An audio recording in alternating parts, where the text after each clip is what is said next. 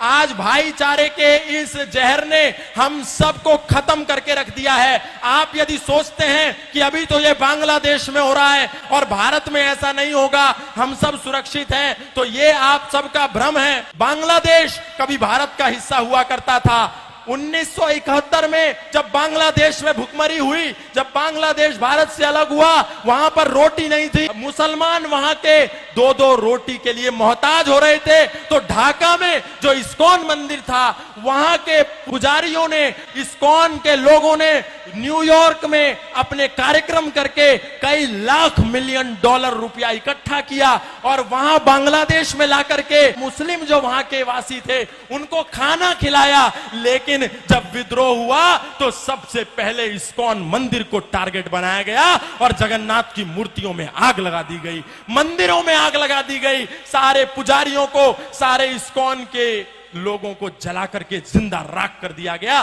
बांग्लादेश में जितने भी वो दंगाई थे आए और देखा कि ये हिंदू है, इसीलिए उनकी दुकानों में, उनके घरों में, उनके आशियानों में आग लगा दी गई। और हमको ऐसा लगता है कि हमारे भाई हैं। गाय को काट करके रोटी के साथ खाने वाले और गाय को अपने घर में बनी पहली रोटी देने वाले कभी भी भाई नहीं हो सकते, कभी भाई नहीं हो सकते। इसलिए ये झूठी दोस्ती और झूठा भाईचारा छोड़िए। यदि ये झूठा भाईचारा हमने नहीं छोड़ा तो भाई हमको चारा बना करके खा जाएगा और हमको पता भी नहीं चलेगा। अरे हम ही तो कह रहे हैं सर्वे भवन्तु सुखिनः, सर्वे सन्तु निरामया, सर्वे भद्राणि पश्यन्तु मां कश्चित् दुःख भाग् भवेत्। हमारे मंदिरों से ही तो आवाज आती है, इंद्रम वर्धन्तु अप्तुरः कृण्वन्तो विश्वमार्यम् अपाघ्नन्तो रावणा। लेकिन आपको ऐसा लगता है कि जैसे ये सनातन धर्म के मंच संपूर्ण विश्व के कल्याण की मांग करते हैं, शायद उनकी मस्जिदों से, शायद उनके मदरसों से भी इसी कल्याण की मांग की जाती होगी। क्योंकि आपको समझ में नहीं आता, जो दिन में 5 समय आवाज आती है, ला इलाहा इल्लल्लाह मुहम्मद रसूलुल्लाह अशहदु अल्ला इलाहा इल्लल्लाह हुआ अशहदु अन मुहम्मदन अब्दुहु व रसूलुहु। उसका मतलब क्या है? इसका मतलब है कि इस दुनिया में अल्लाह के सिवा कोई इबादत करने योग्य नहीं है और मोहम्मद के सिवा उसका कोई रसूल नहीं है। इसीलिए यदि हम अल्लाह के सिवा यदि किसी की पूजा करते हैं तो हम काफिर हैं, हम मुशरिक हैं, हम नापाक हैं और हम वाजिबुल कत्ल हैं। यदि कोई दिखे जो अल्लाह के सिवा किसी की इबादत करता हो तो उसका कत्ल कर दो, उसका प्रतिकार करो, उस पर पत्थर बरसाओ।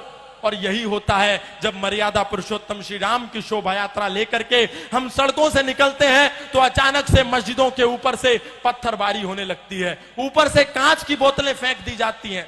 इसका तात्पर्य क्या है? हमको लगता है अचानक कैसे हुआ? अचानक नहीं हुआ। आपको तो दिन में 5 बार चेतावनी दी जा रही थी, आप ही नहीं सुन रहे थे। आपको लगता था कि जो हमारी गीता में लिखा है, कई तो ऐसे भी महाज्ञानी हैं जो कहते हैं जो गीता में लिखा है वही कुरान में लिखा है, वही बाइबल में लिखा है।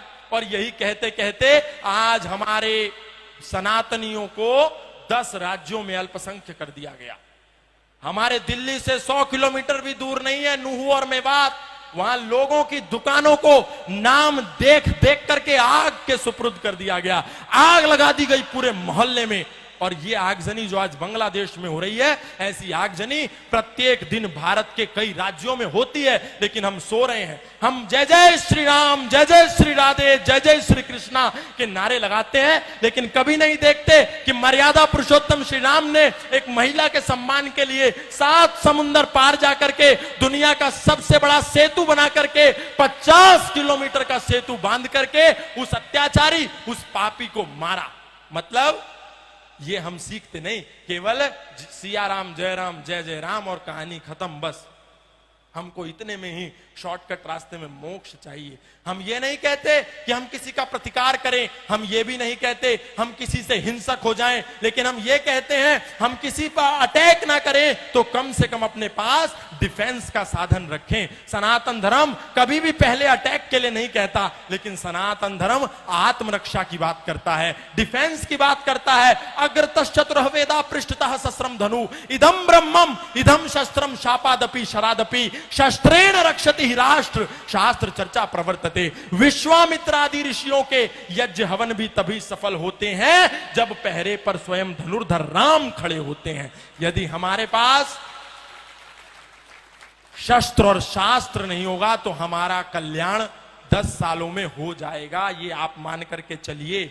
आज सनातनियों ने अपने शस्त्रों को भी कोने में फेंक दिया और शास्त्रों में भी दूर हो गए, बोले बस इनको तो लाल कपड़े में रखेना। नहीं, राम वही जो मर्यादाओं की परिभाषा बने रहे, राम वही जो भारत भू की अंतिम आशा बने रहे। अरे जिसने राजमहल के वैभव को सन्यासी बना दिया, जिसने खुद को राजा से हंसकर वनवासी बना दिया, माना उसकी जन्मभूमि मुद्दे पर हर काम जरूरी है, मगर अयोध्या से पहले हर दिल में राम जरूरी है, मगर अयोध्या से पहले। इसलिए संकल्प लेकर के कहिए कि आज के बाद हम जातिवाद नहीं करेंगे।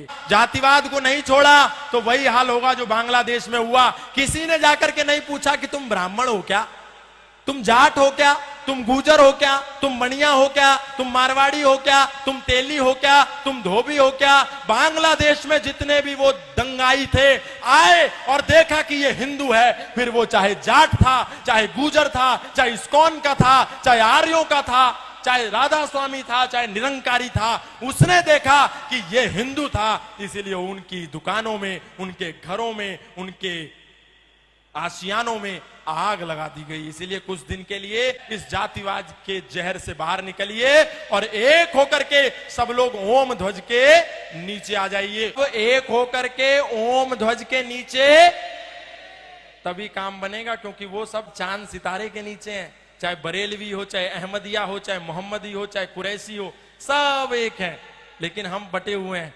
ये छोड़िए, हम सब अभी एक हो जावें। बोले भारत माता की।